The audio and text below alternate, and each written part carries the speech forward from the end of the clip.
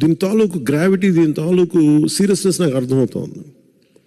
ఎందుకంటే ఒక డ్రెకోనియన్ లా వచ్చినప్పుడు చాలా సున్నితంగా ఉంటుంది, పెద్ద ఇష్యూగా అనిపించదు. అది అప్లై చేసే కొద్దీ దాని అప్లికేషన్ దాని తాలూకు మీరు ముందే సెన్స్ చేస్తూ ఉన్నారు.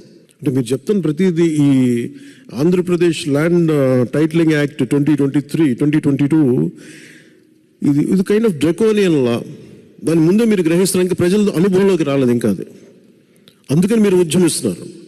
ఇది ఖచ్చితంగా ఇది యాంటీ పీపుల్ యాక్ట్, ఇది యాంటీ కాన్స్టిట్యూషనల్, యాంటీ పీపుల్, ప్రాథమిక హక్కుల్ని ఉల్లంఘించే చట్టం ఇది. కానీ నాకున్న ఎంత బలం మేరకు, నా శక్తి మేరకు ఈ చట్టాన్ని ఖచ్చితంగా దీన్ని అమలు కాకుండా చూసే బాధ్యత నేను తీసుకుంటాను.